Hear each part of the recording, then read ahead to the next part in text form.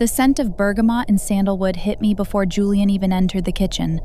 It was a sharp, expensive fragrance, one that didn't belong to the man I had lived with for 25 years.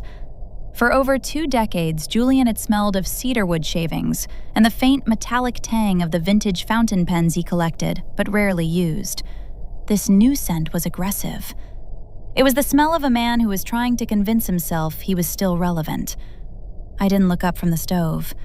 I was poaching eggs, a delicate process that required my full attention, though my hands moved with a muscle memory that felt more like a haunting than a skill. "Going in early today?" I asked, my voice level. Julian adjusted his cuffs. He was wearing a slim-fit navy blazer I hadn't seen before. It looked tight across his shoulders, a silhouette designed for a younger frame. "Early meeting with the new associates," he said, his eyes fixed on his reflection in the darkened window of the microwave. "The firm is restructuring the junior tier. I need to be visible." "Visible," I repeated softly. I slid the eggs onto a piece of unbuttered rye toast. "I thought you were scaling back this quarter. You mentioned taking more Fridays off for the cabin." He didn't answer immediately. He picked up his phone, his thumb dancing across the screen with a frantic rhythm I had come to recognize over the last 6 months.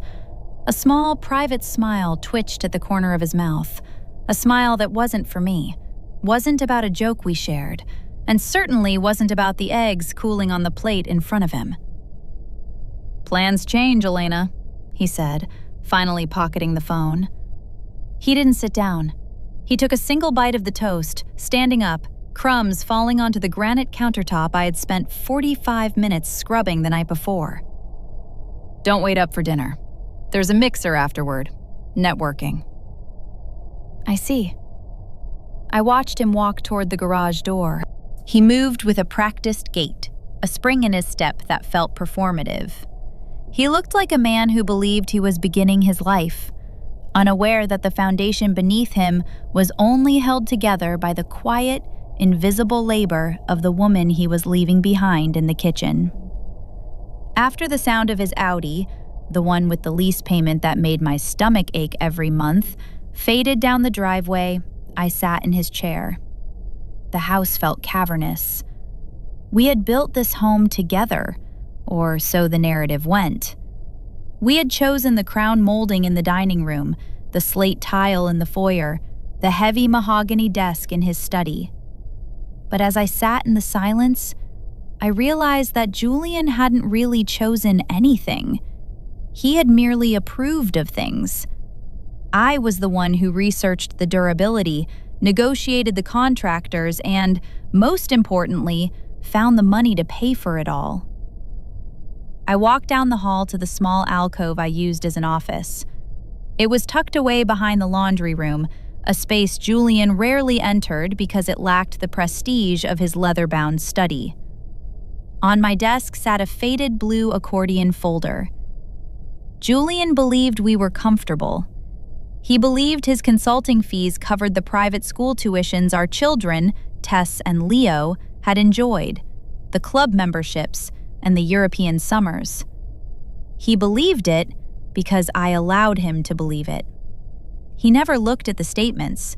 He never noticed when the credit card debt spiked after he decided he needed a bespoke wardrobe to keep up with the image of the firm.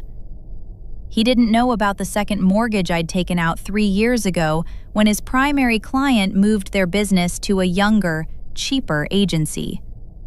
He didn't know that my mother's modest inheritance, which was supposed to be my retirement safety net, had been slowly bled dry to cover his investments in startups that never started.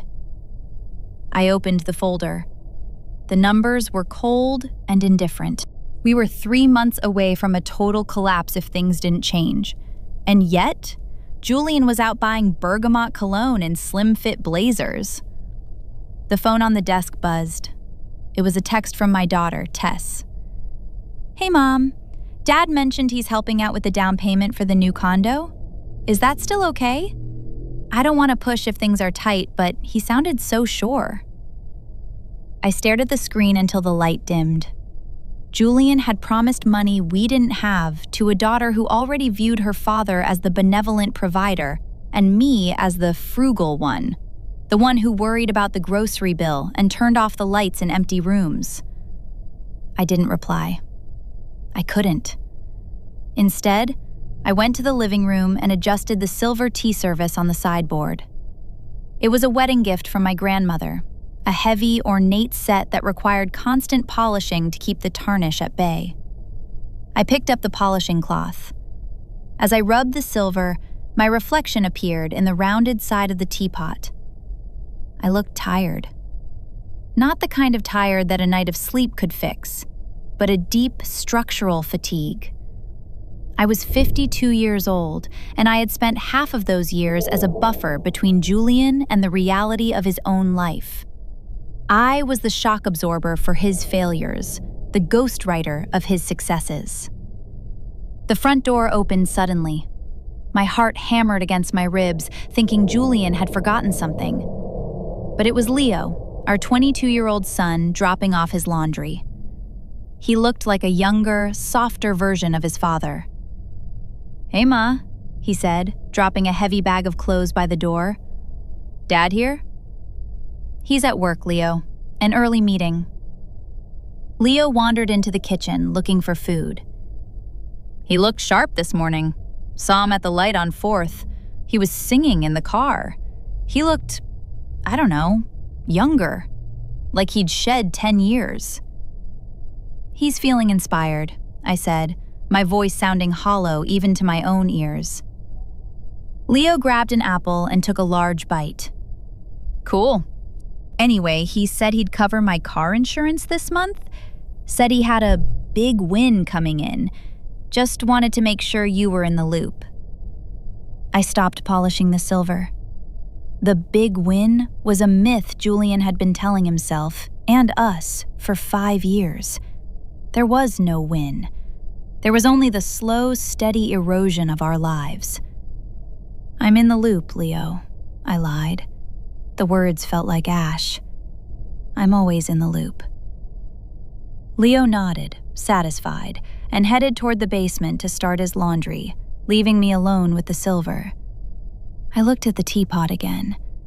In the distorted reflection, the house looked grand, the furniture expensive, the life perfect.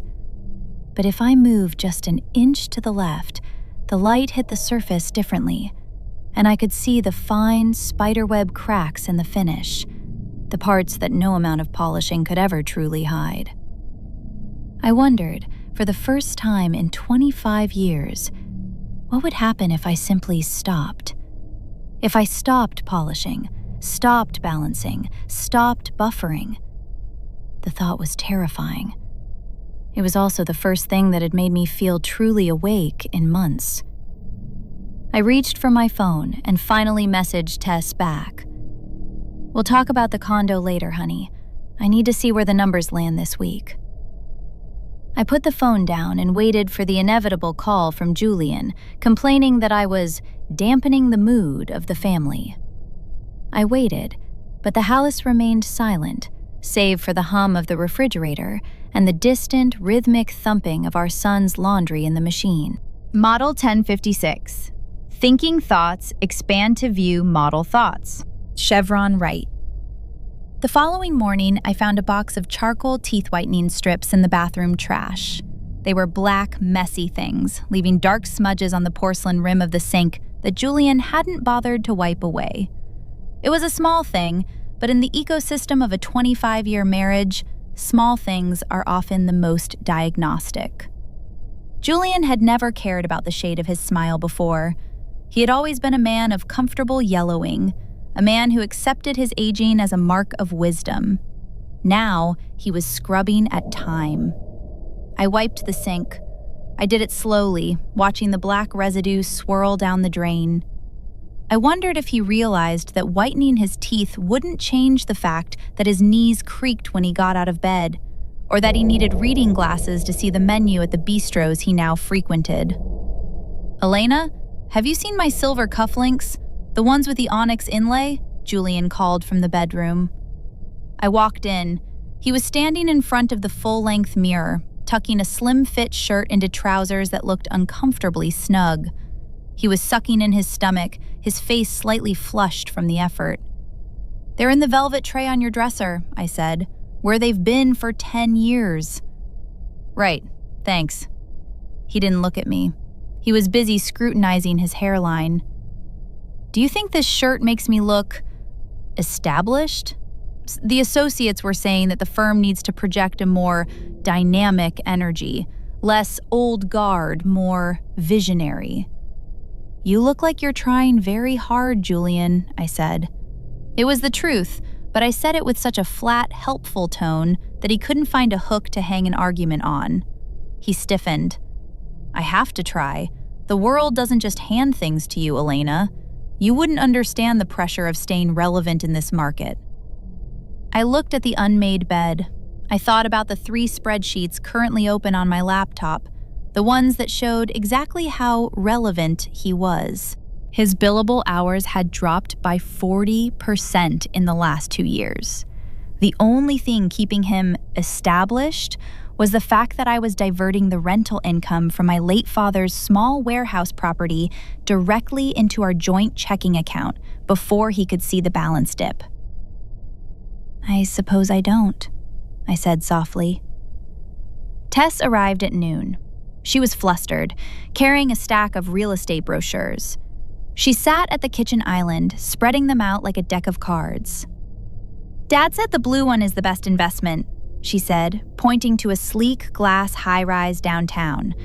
"But the HOA fees are astronomical, Mom. I told him I wasn't sure we could swing it, even with the gift, and he just laughed. He told me to stop thinking small." I poured her a cup of herbal tea. My daughter had my eyes, wary, observant, but she had her father's desire for the beautiful life. She wanted to believe in the gift. She wanted to believe her father was the man he pretended to be. "He wants you to be happy, Tess," I said. The lie felt like a stone in my throat. "I know, but..." She looked at me, really looked at me for the first time in weeks. "Are you okay?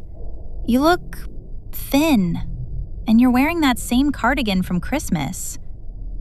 "I like this cardigan," I said, pulling it tighter around my shoulders. "It's warm." "Dad's buying all these new suits, and you're still wearing stuff from 5 years ago. You should go shopping with him. He said he's taking a client to that new boutique row on Friday. Maybe you could join them?" I felt a sharp, cold prick behind my ribs. Friday. The day he told me he had a late-night strategy session. "I have a lot to do here on Friday," I said. "The garden needs putting to bed for the winter." "You're always working on the house, Mom. Let the gardener do it." "We don't have a gardener anymore, Tess. I let him go in August." Tess frowned. "Why?" "Dad said he was just between crews." "I prefer doing it myself," I said, turning to the sink so she wouldn't see my expression. "It gives me time to think." The psychological weight of maintaining 2 separate realities was starting to fracture me. In one reality, Julian was the provider, the dynamic consultant, the generous father. In the other, he was a man drowning in a sea of his own making, while I swam beneath him, holding his head above water until my own lungs were screaming for air. That evening, Julian was late. Again. I sat in the dark living room, the only light coming from the street lamp outside. I wasn't waiting for him out of love, or even out of jealousy. I was waiting for him because I needed to see the moment he walked through the door, to see which version of him would return. When the Audi finally pulled into the garage, it was nearly 11. Julian walked in, humming a tune I didn't recognize. He looked disheveled in a way that was supposed to look effortlessly busy. He saw me sitting there and jumped. "Jesus, Elena, why are you sitting in the dark? You scared the life out of me." "I was just thinking," I said. He dropped his briefcase. "About what?" "About the Miller account. You said you were closing the retainer on Friday. I saw in the business journal that they've entered liquidation." The silence that followed was heavy. I could hear the clock ticking on the mantel, a wedding gift from his parents. Julian's posture shifted. He went from visionary to victim in the span of a heartbeat. "It's a setback, Elena. A temporary one. I have other leads. I'm actually meeting a very promising contact on Friday. A boutique firm. They're looking for a senior partner with my profile." "A boutique firm," I repeated. "Is that where you're taking the client shopping?" He froze. His hand was on the banister, halfway to the stairs. "Tess told you that?" She misunderstood. "It's a brand positioning exercise. Very common in modern consulting." He looked at me then, and for a second, I saw it. Underneath the bergamot and the whitened teeth and the slim-fit blazer, there was a profound, shaking terror. He knew. He knew he was a fraud.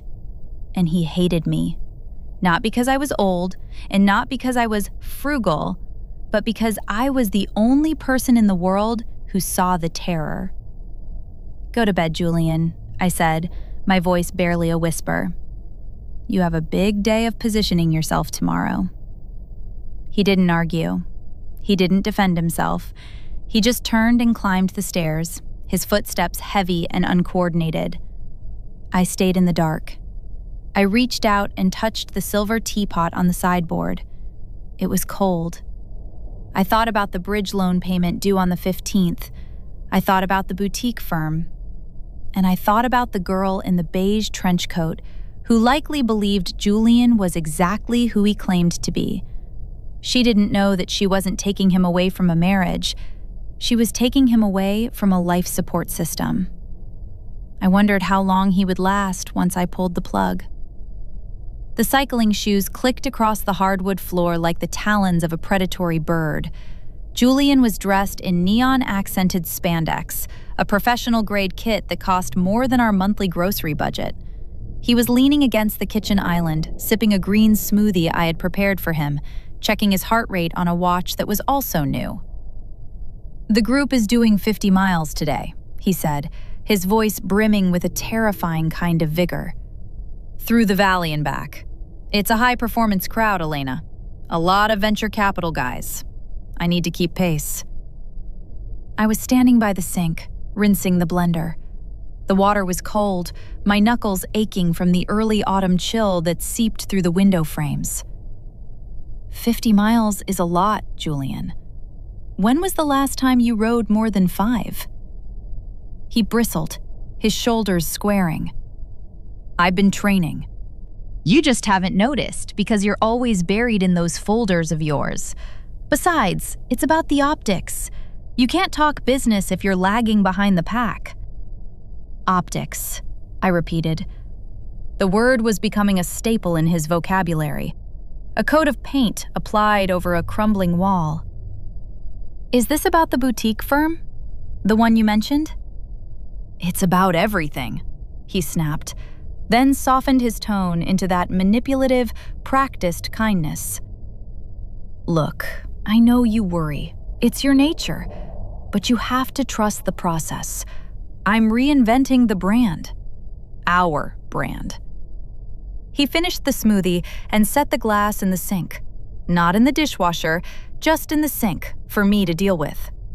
He didn't ask how my morning was. He didn't ask about the flickering light in the pantry that I'd mentioned 3 times. He just checked his watch, adjusted his helmet, and walked out the door. He didn't realize that his reinvention was being subsidized by my exhaustion. He was playing the part of a high-performance executive, while I was the one negotiating with the electric company to keep the optics bright enough for him to see his own reflection. Later that afternoon, while Julian was still out performing, the mail arrived. Among the junk was a heavy, cream-colored envelope addressed only to Julian. It was an invitation to the annual Founders Gala at the city's museum, an event we had attended together for nearly 20 years. I opened it. Not because I was suspicious, but because I was the one who usually managed our social calendar and ensured the donation was made. The RSVP card was already filled out. It was tucked inside the envelope, stamped and ready to be mailed. Julian had marked 1. He hadn't even checked the box for a guest. He hadn't asked if I wanted to go. He had simply decided that for the most prestigious event of the year, I was no longer part of the optics. I sat at the kitchen table, the invitation in my hand. The exclusion felt physical, like a hand tightening around my throat. It wasn't just a party, it was a public erasure. For 25 years, I had been the woman on his arm, the one who remembered the names of his clients' wives, the one who smoothed over his occasional social blunders with a laugh and a gentle redirection. Now, I was being edited out. I went to the garage to get the laundry, Leo's heavy sweatshirts, Julian's new performance gear that he'd left in a heap. As I moved his cycling bag, a small slip of paper fluttered out. It was a receipt from a jewelry store downtown. Diamond studs, 1.5 carats, platinum setting. The date was 3 days ago. My birthday had been last month. He had given me a new toaster, a high-end one, he claimed, though I knew I'd seen it on sale at the department store. The studs weren't for me. I didn't cry. I felt a strange, detached clarity. I folded the receipt and put it back in the bag. I finished the laundry. I folded Julian's spandex shorts with precise, sharp edges. I felt like a technician working on a machine that was about to be decommissioned. When Julian returned, he was glowing, his face flushed with exercise and the smug satisfaction of a man who had successfully kept up. "Great ride," he panted, dropping his helmet on the dining room table. "The VC guys invited me for drinks afterward. We're talking about a consultative partnership. Real money, Elena. This could be the one." "That's wonderful, Julian," I said. I was standing in the shadows of the hallway. "I saw the invitation to the Founders Gala came today." He froze. Only for a second, but I saw it.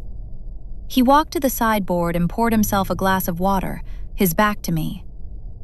"Oh, right, that. I forgot to mention it. I actually turned it down." "You turned it down? I thought I saw the RSVP card. It looked like you were planning to go." He turned around, his expression a mask of weary patience. "I'm going for work, Elena. It's a solo ticket. They're limiting the capacity this year. New fire codes or something. It's purely professional. I didn't think you'd want to spend 4 hours listening to me talk shop with the museum board. You always say how much those events bore you." "I never said they bored me," I said quietly. "I said they were long." "Same thing," he dismissed. "Anyway, it's handled. Don't make it a thing. You've been so sensitive lately. Maybe you're just tired." He walked past me, patting my shoulder as if I were a faithful, aging dog. "I'm going to shower. Oh, and Leo called. He said his car is making a weird noise. Can you look into the mechanic's schedule? I don't have the bandwidth for it this week." I watched him go. I thought about the diamond studs in the platinum setting. I thought about the limited capacity at the gala. And I thought about the bridge loan payment due in 6 days.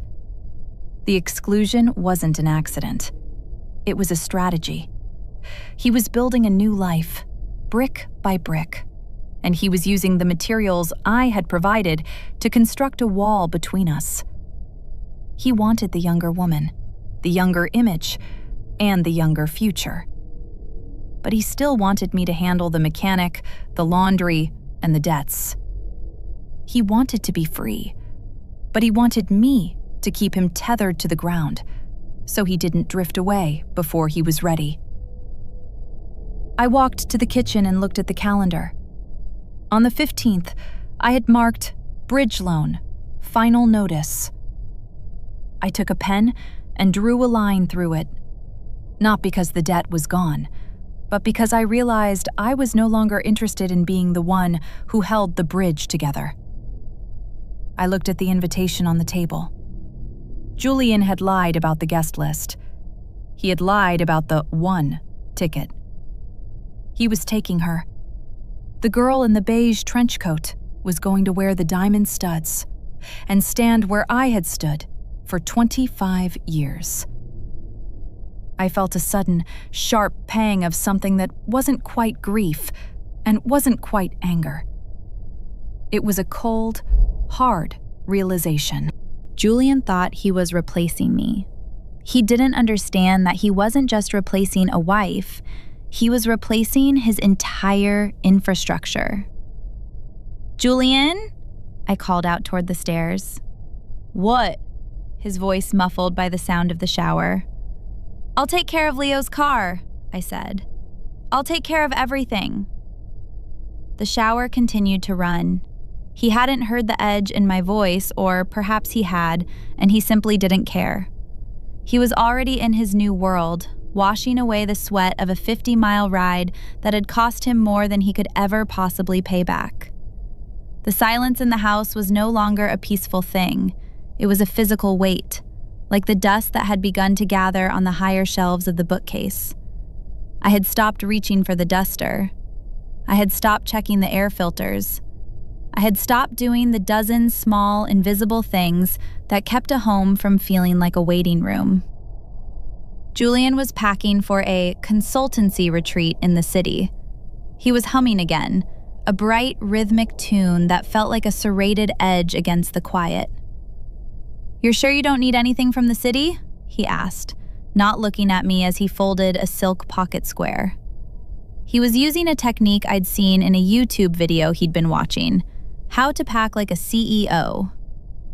"I have everything I need, Julian," I said. I was sitting on the edge of the armchair, my hands folded in my lap. "You should really get out more, Elle. You're becoming a bit of a hermit. It's not good for your outlook. Why don't you call your sister? Go to a movie?" "I might," I said. He zipped the suitcase with a sharp, final zzzt. He looked at his reflection in the dresser mirror, adjusting his collar. He looked polished. He looked like a man who didn't have a care in the world, largely because he had delegated all his cares to me. "Oh, and the insurance agent called," he said, turning toward the door. "Something about a missed premium on the umbrella policy. I told him it was a glitch in the system. You'll handle that, right? Probably just some paperwork mix-up." I looked at him. The umbrella policy was what protected our assets. If it lapsed and something happened, a lawsuit, an accident, we were exposed. He knew this, yet he handed it to me as if he were asking me to pick up a carton of milk. "I'll look into it," I said. I watched from the window as he loaded the Audi. He checked his phone 3 times in the 2 minutes it took to start the car. He backed out of the driveway without a glance back at the house. He was driving toward a weekend of expensive dinners, a gala where I wasn't invited, and a woman who didn't know his credit cards were screaming for mercy. An hour later, Leo stopped by.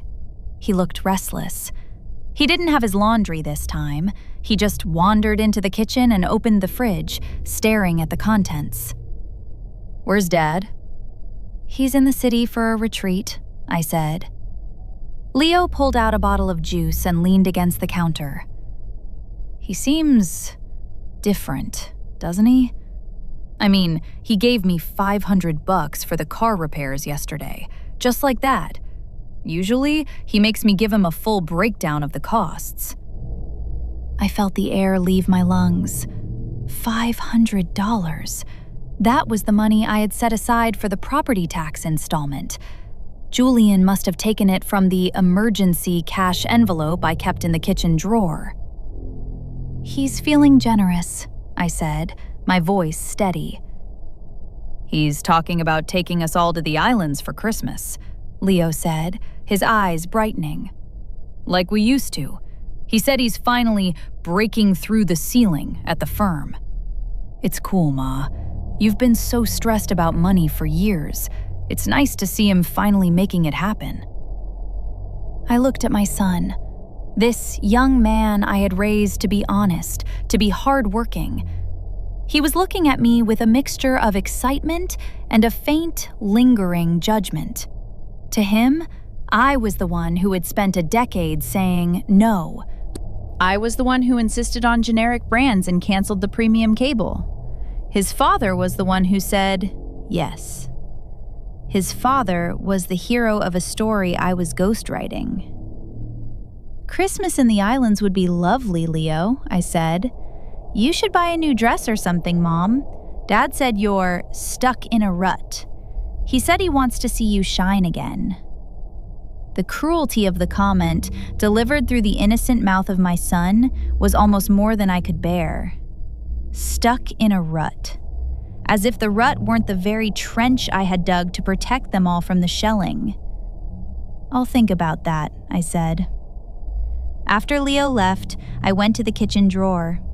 The envelope was there, but it was light. I pulled out the remaining bills. There was $40 left. Julian hadn't just taken the money for Leo, he'd taken the rest too. For the retreat. For the optics. I sat at the kitchen table and pulled out my laptop. I logged into the joint account. The balance was $114.32. The bridge loan payment, the one I had crossed out on the calendar, was due on Monday. It was for $12,000. For 25 years, I would have panicked. I would have called the bank, begged for an extension, transferred funds from my father's warehouse account, and sold a piece of jewelry. I would have stayed up until 3 a.m. working the numbers until they behaved. But as I sat there, the blue light of the screen reflecting in the darkened windows, I felt a strange, cold peace. Julian was in the city. He was likely at a pre-gala cocktail hour right now. He would be holding a glass of something vintage, leaning in toward Sienna, telling her about his vision for the future. He would be feeling like a king. I went to the basement. It was cool and smelled of damp earth. I walked past the shelves of preserved peaches I'd canned last summer, past the boxes of the kids' old school projects. In the corner, there was a small, locked fire safe. I opened it. Inside were my private papers, the deed to the warehouse property my father had left me, the small life insurance policy I'd taken out on myself years ago, and a new folder I'd started 3 weeks ago. It contained a list of every debt Julian had incurred that I had paid off over the last 5 years, every credit card bailout, every investment loss I had covered, every tax lien I had quietly resolved. The total was staggering, nearly $500,000. I took the bridge loan notice from the pile on the desk upstairs and placed it on top of the list. Then I went to the kitchen and made myself a cup of tea. I didn't wash Julian's smoothie glass. I didn't check the mail. I didn't even turn on the porch light. The phone rang at 9 p.m. It was Julian. "Hey, Elle," he said. There was music in the background, the low, smooth hum of a jazz trio. "Just checking in. The hotel is incredible. You wouldn't believe the view." "I'm sure it's beautiful, Julian." "Listen, I forgot to ask, did you move some money around for that bridge loan thing? I got a text alert from the bank saying the balance was low. Just a glitch, I'm sure, but I don't want any insufficient funds notices hitting my professional credit score." I took a sip of the tea. It was perfectly warm. "I didn't move any money, Julian," I said. There was a pause. The jazz music seemed to grow louder in the silence. "What do you mean? It's due Monday. You always move the warehouse rent over for the mid-month payments." "I decided to keep the warehouse rent in its own account this month," I said. My voice was as calm as a frozen lake. "I think I need to start being more mindful of my own assets. Like you said, I've been in a bit of a rut." "Elena, this isn't the time for a whim," he said, his voice dropping into that sharp, commanding tone he used with his juniors. "The loan is in both our names, but it's tied to my professional standing. If that payment doesn't clear, the bank will flag the firm's account. You're playing with my career." "I thought you were breaking through the ceiling, Julian," I said softly. "Surely a $12,000 payment is a small thing for a man with your profile." Another pause. This one was longer. "I'll talk to you when I get back on Sunday," he said, his voice tight with a suppressed rage. "We'll fix this then. Don't do anything else rash." He hung up. I put the phone down. My heart was thudding, but not with fear. It was the thrill of a structural collapse. I looked around the kitchen, the expensive countertops, the high-end appliances, the life we had built. On Monday, the bank wouldn't find the money. They would call Julian.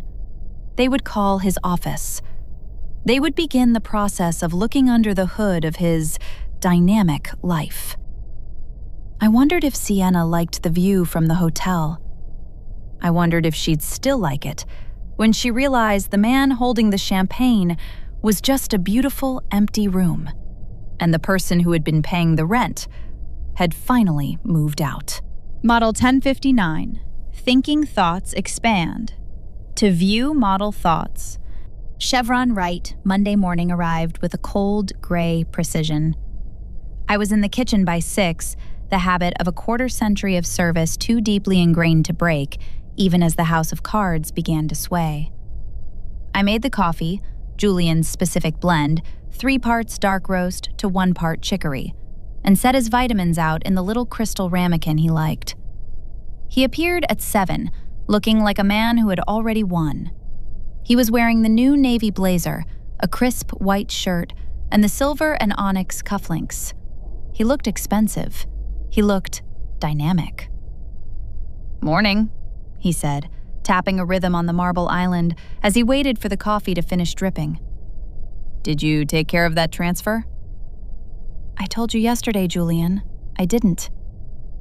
He stopped tapping. He looked at me, his eyes narrowing, not with fear yet, but with the irritation of a master dealing with a recalcitrant servant. "Elena, I'm not playing this game today. I have the briefing. The bank needs to see that payment cleared by the opening of business. Just go into the warehouse account and move it.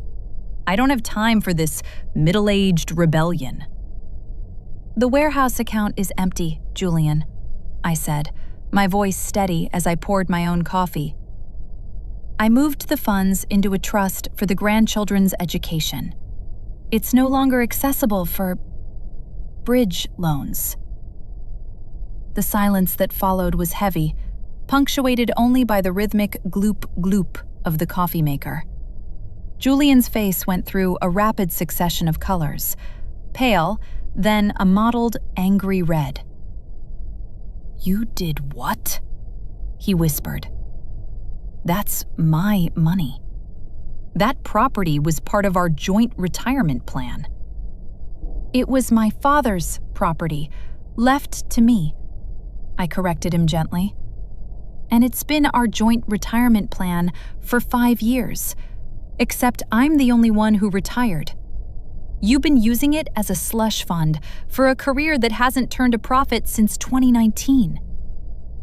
He took a step toward me, his presence meant to be intimidating, but I didn't move. "I am building something, Elena. These things take capital. I'm on the verge of a partnership that will make that warehouse rent look like pocket change. But I need the bank to stay off my back for 3 more weeks." "Then I suggest you call the bank," I said. His phone buzzed on the counter. He looked down at it. His expression shifted instantly from rage to a practiced professional mask. He picked it up. "Julian Sterling here," he said, his voice dropping an octave into that resonant boardroom tone. "Ah, Marcus. Good morning. Yes?" No, I was just checking the portal myself. There must be a delay on the processing side. I'll have my office look into it immediately. Yes, within the hour. Of course. He hung up. The mask didn't just slip, it shattered. He turned to me, his hands shaking slightly. That was the bank's vice president. He's a friend, Elena. Or he was. He said if the wire isn't confirmed by 10, they're triggering the default clause on the business line of credit. Do you have any idea what that means? It means you'll have to be honest with them, I said. Honest? He spat the word. Honesty is for people who can afford it. I need $12,000. Now. Call the bank and reverse that trust transfer. I can't. It's a locked instrument. This was a lie. It wasn't locked yet. But Julian didn't know the first thing about trust law. He had always left the boring legalities to me. He stared at me, and for the first time, I saw a flicker of genuine realization in his eyes. He wasn't looking at his wife. He was looking at his banker, his manager, his safety net. And he was realizing that the net had been pulled away while he was midair. "You're doing this on purpose," he said, his voice trembling. "Because of the gala. Because of the city. You're trying to ruin me." "I'm not doing anything, Julian. I'm simply doing nothing. For 25 years, I've done everything. I'm curious to see what happens when I stop." He grabbed his briefcase and stormed toward the garage.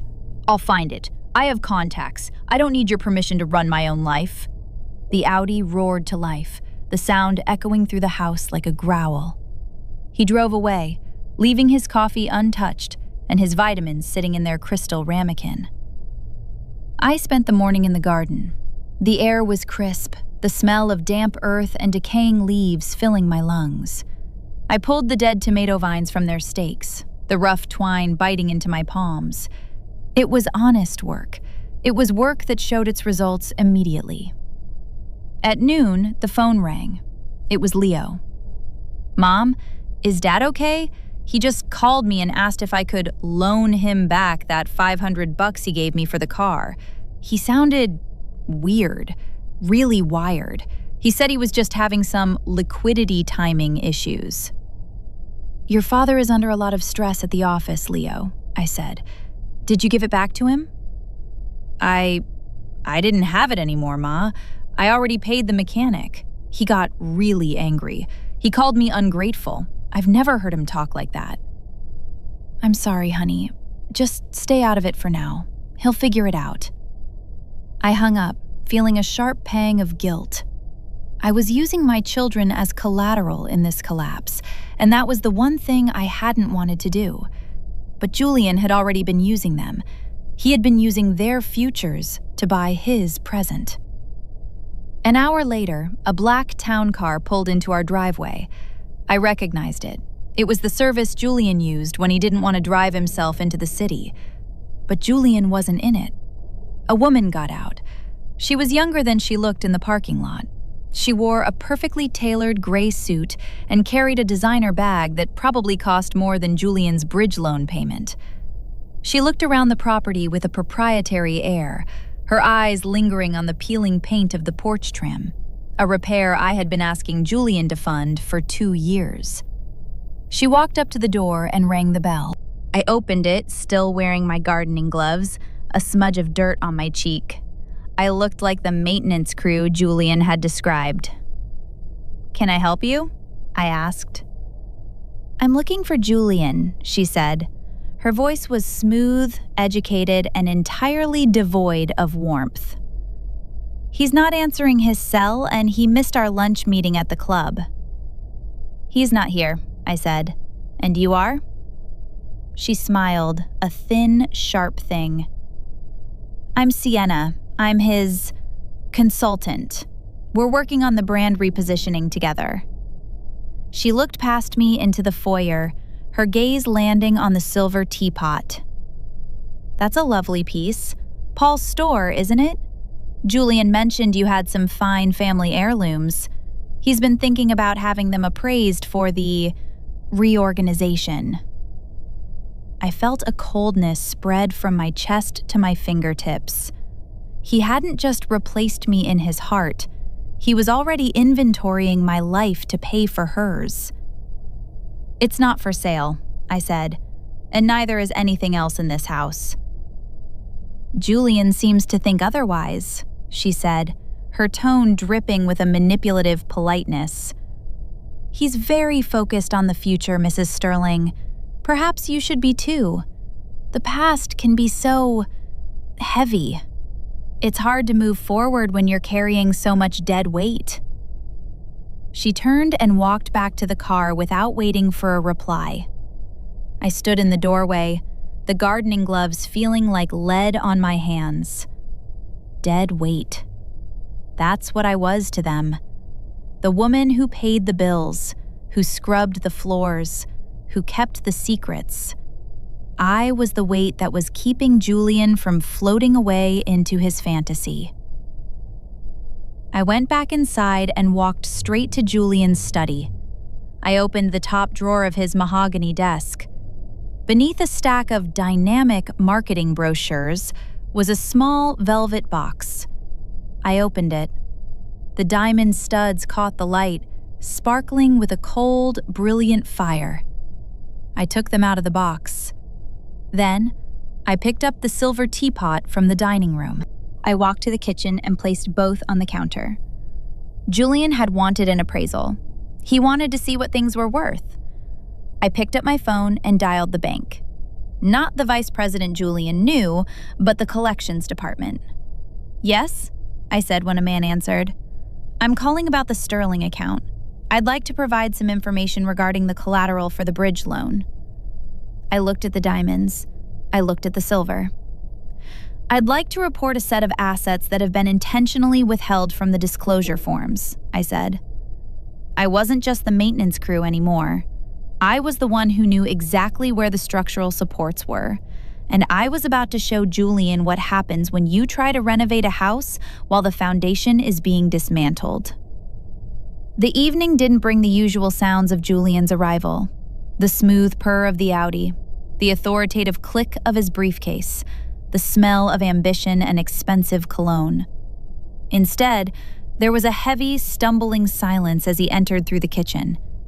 He looked like a man who had been caught in a downpour, though the sky outside was perfectly clear. His hair, usually meticulously styled to hide the thinning at the crown, was damp with sweat, and his silk tie was loosened to a point of disarray. He didn't look at me.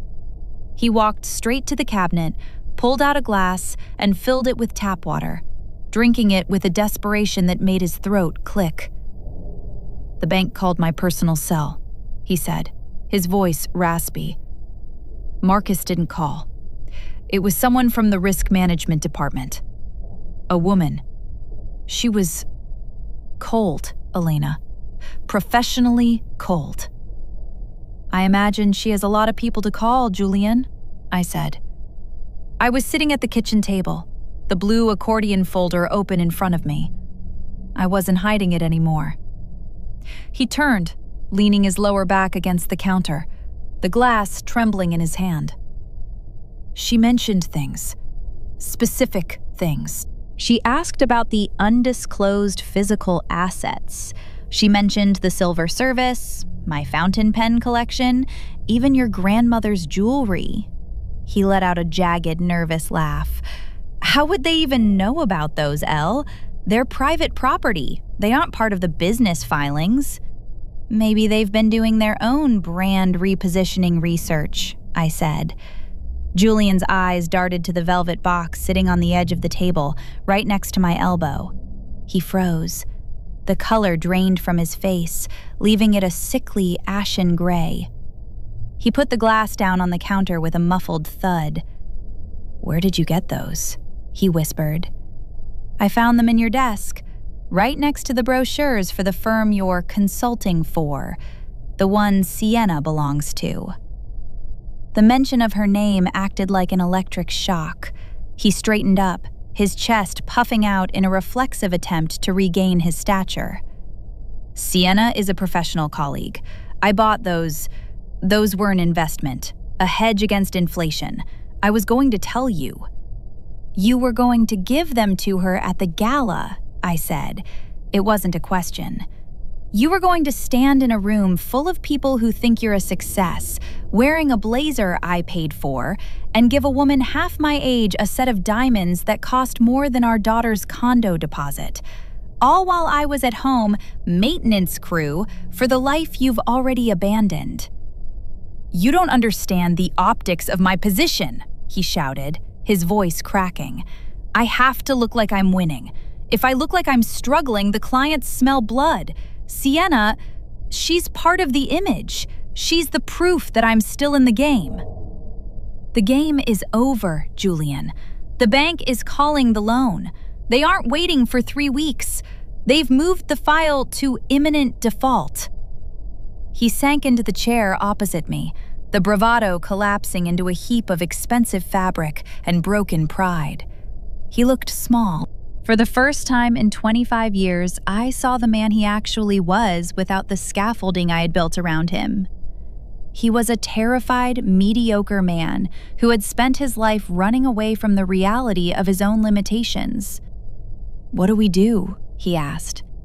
His voice was small, childlike. "Elena, you always find a way.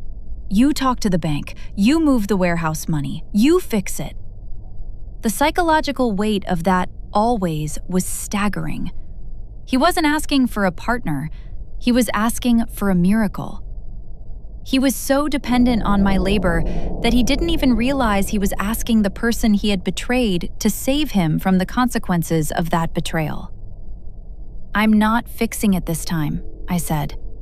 "You have to. Our house, Tess's condo, Leo's future. You're going to let it all burn just because your feelings are hurt?"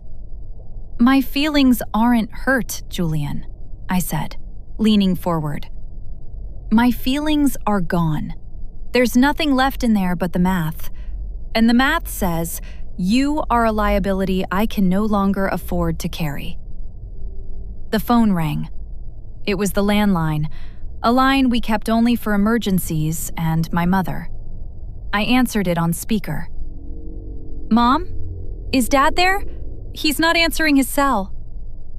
It was Tess. She sounded like she was crying. Julian leaned toward the phone, his eyes pleading with me to lie for him. "He's here, Tess. What's wrong?" "The broker called. He said the proof of funds Dad sent over for the down payment was... He said it was a forged document, Mom. He said the account number doesn't even exist. He said if we don't have a certified check by tomorrow morning, we lose the condo and the earnest money. Please, tell me he just made a mistake. Tell me Dad has the money." Julian looked at the floor. He couldn't even look at the phone. He had lied to his own daughter, giving her a piece of paper that was as hollow as his own promises, just to keep her looking at him with admiration for a few more days. "Your father made a mistake, Tess," I said, my voice cold and hard. "A very big one. He doesn't have the money." "But he said, he promised." "I know what he promised. I'll call you back, honey. I need to talk to him." I hung up. The silence in the kitchen was suffocating. Julian was shaking now, his hands gripped together so tightly the knuckles were white.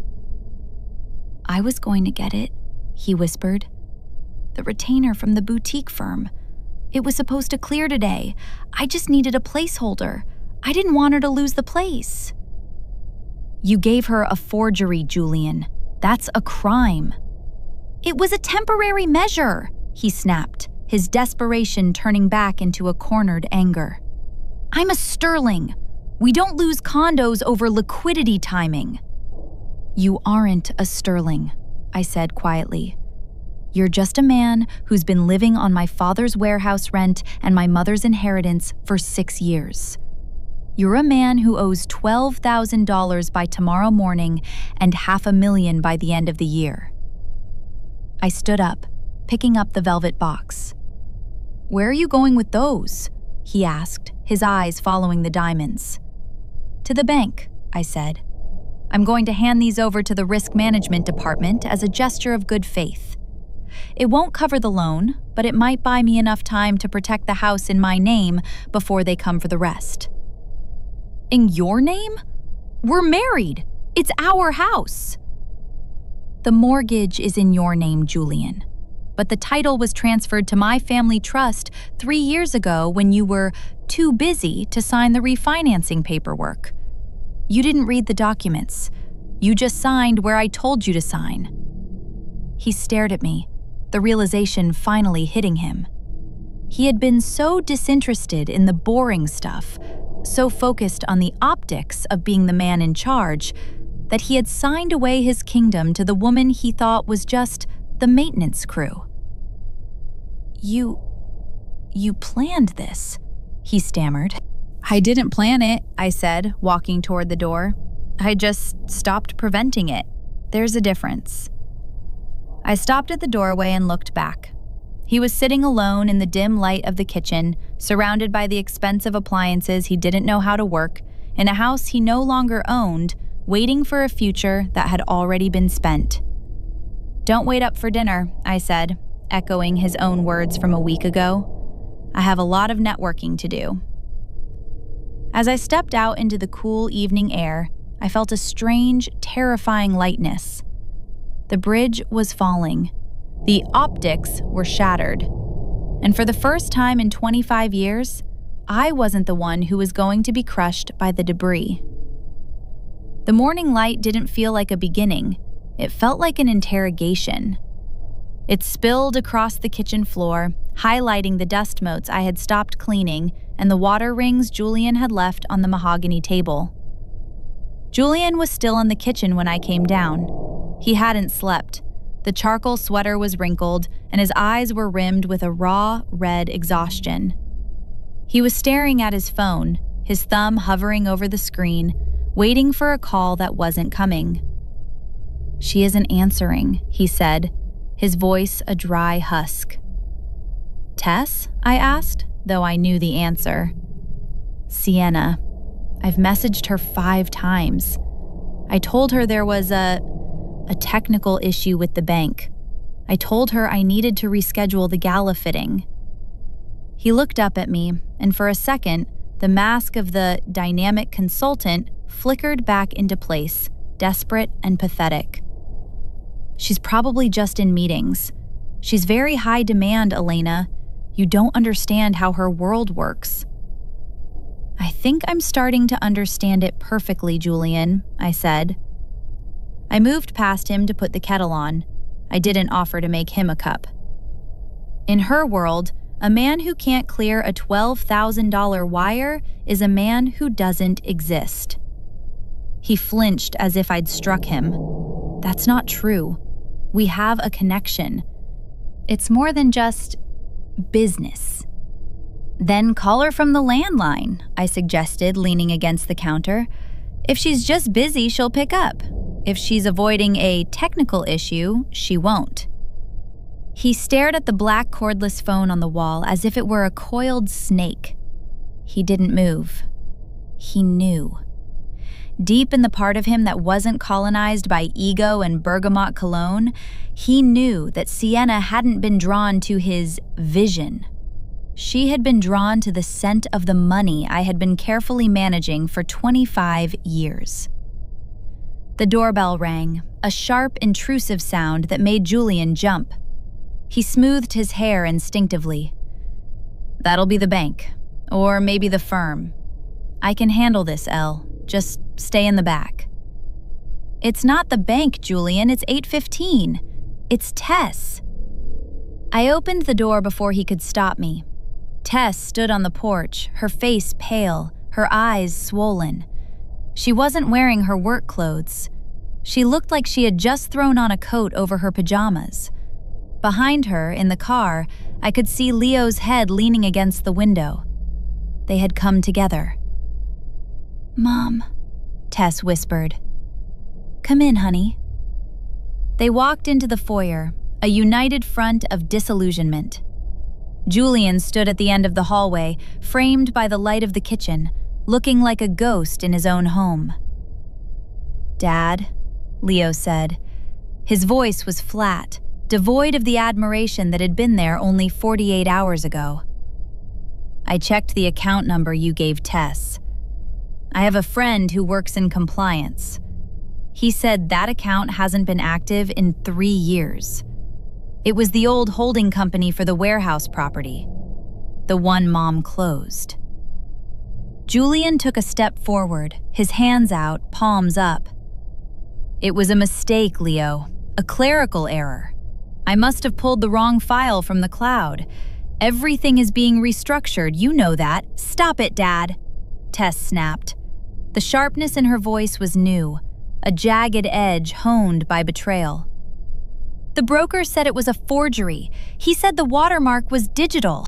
You didn't pull a wrong file. You made one. You lied to me so I'd sign the contract. Now I'm out $5,000 in earnest money that I'll never see again.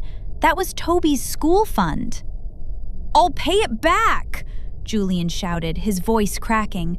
"I have a big win coming. Friday, the boutique firm—" "There is no boutique firm, Julian," I said softly from the shadows.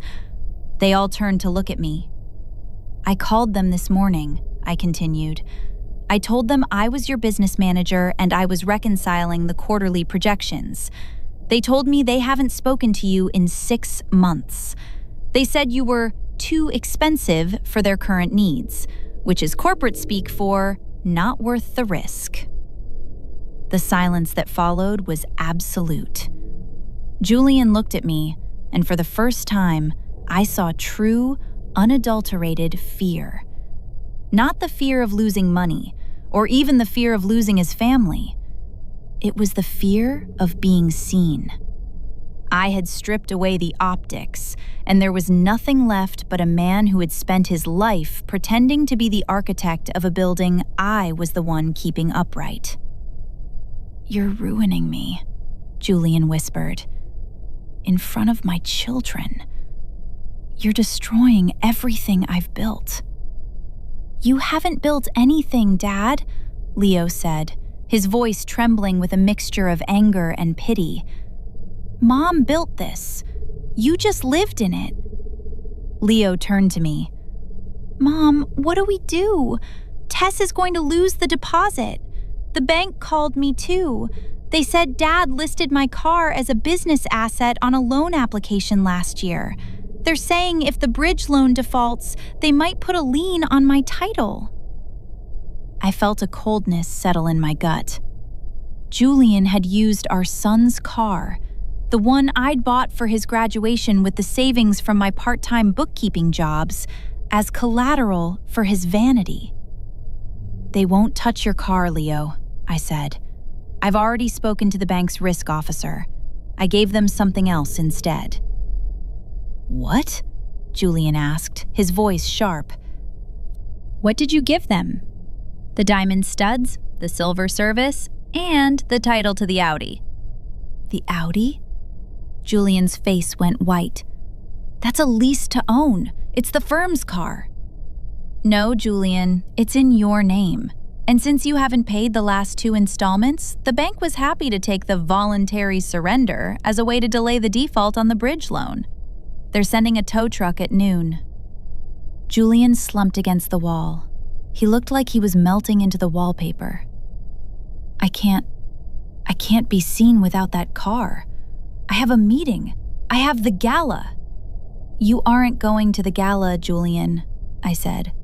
"I've already canceled the RSVP, and I've notified the board that we won't be making the annual donation this year." Tess walked over to the kitchen table and sat down, burying her face in her hands. Leo stood by her, his hand on her shoulder, his eyes fixed on his father with a look of profound, quiet devastation. "I thought you were a hero," Leo said. "I really did." Julian didn't answer. He couldn't. He looked at his phone again. It was still dark. Sienna was gone.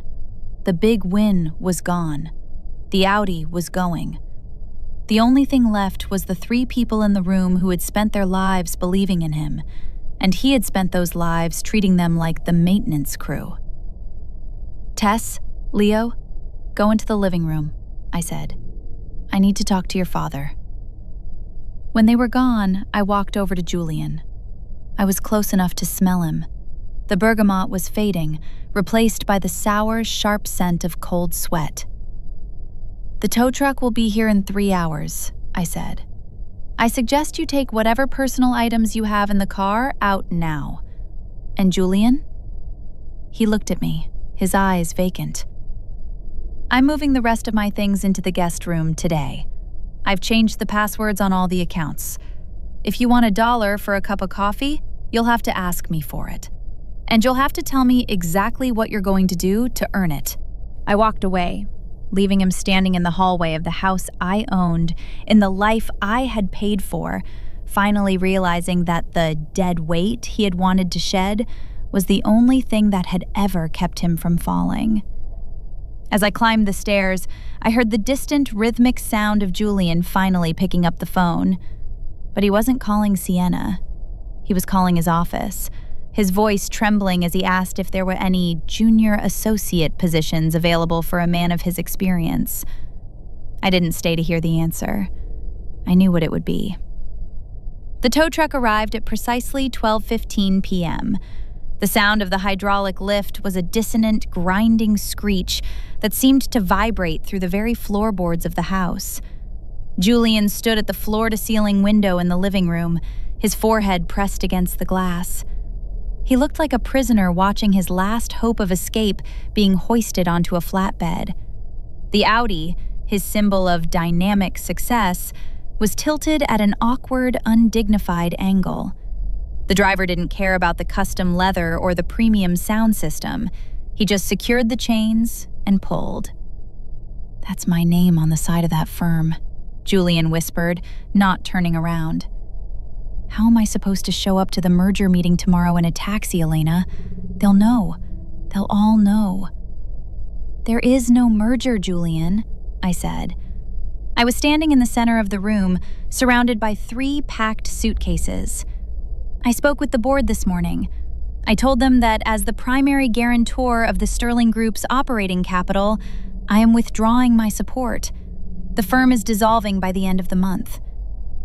He turned then, his eyes wide and vacant. "You can't do that. You're not a partner." "I'm the person who owns the debt," I said, my voice calm and cold. "And in the world of business you claim to lead, the person who owns the debt owns the name." The front door opened. I expected Tess or Leo, perhaps coming back to retrieve the rest of their things. Instead, a familiar black town car pulled into the driveway, stopping just behind the tow truck. Sienna stepped out. Julian's face transformed. A spark of pathetic, desperate hope lit up his eyes. He smoothed his wrinkled sweater, his posture straightening by a fraction. "She's here," he breathed. "I knew she'd come. She's not like you, Elena. She sees the potential. She'll help me bridge this." He practically ran to the door, throwing it open before she could even reach the porch. "Sienna, thank God. There's been a complication with the bank, a massive misunderstanding. If you can just talk to the partners at the boutique firm, tell them the liquidity is coming." Sienna didn't step inside.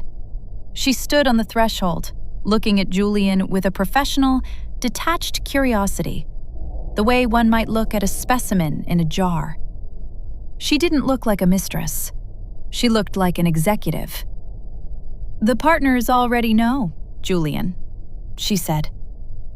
Her voice was different than it had been the day before.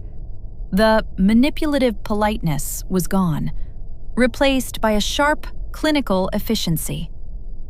"In fact, they're the ones who sent me."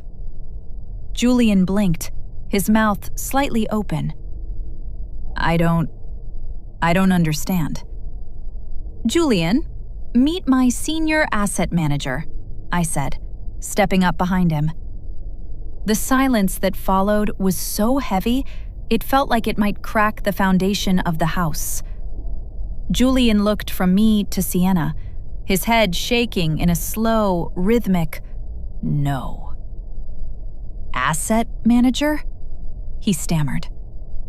"Sienna, the gala, the diamonds." Sienna glanced at me, then back at Julian. "The diamonds were logged as evidence of embezzlement of marital funds, Julian. I'm not a consultant for your brand. I'm a forensic auditor. Elena hired my firm 6 months ago when she noticed the first discrepancy in the warehouse accounts." Julian staggered back, hitting the wall of the foyer. You've been working for her? The whole time? The dinners, the city, the connection?" "I was doing my job," Sienna said, and for the first time, a flicker of genuine distaste crossed her face.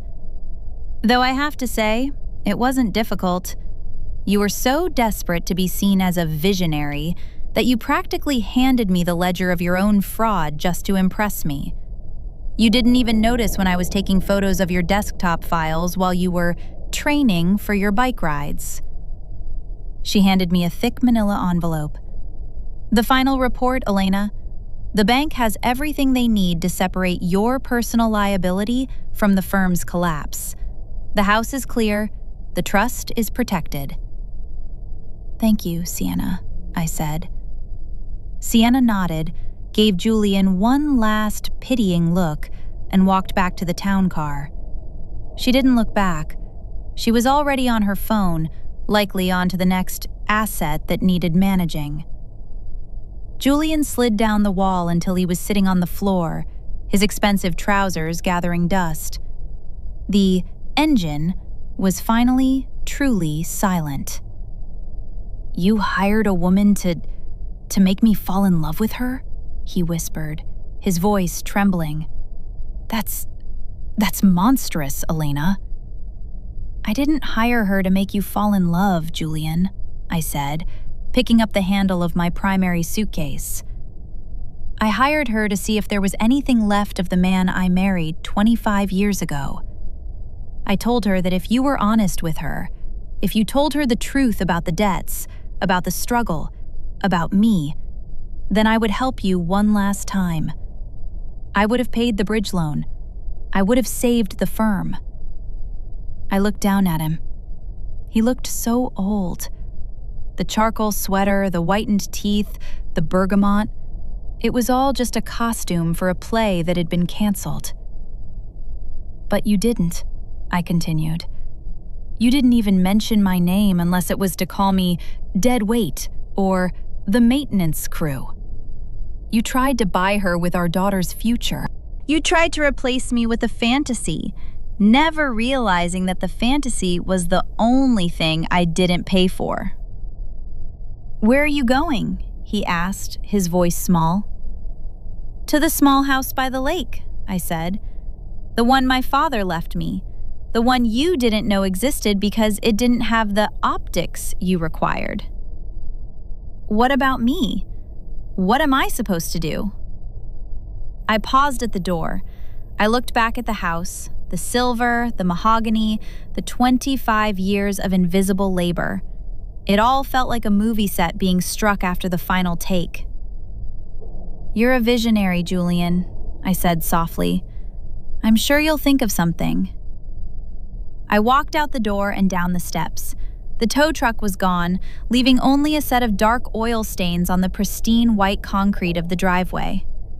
I got into my own car, the modest, reliable sedan Julian had always mocked, and started the engine. In the rearview mirror, I saw him come out onto the porch. He looked lost in the vastness of the property, a small man in a large, empty life. He looked at his phone, but I knew what he was seeing. No messages, no alerts, no big wins on the horizon. I drove away, the gates of the community clicking shut behind me. For 25 years, I had been the one paying the debts.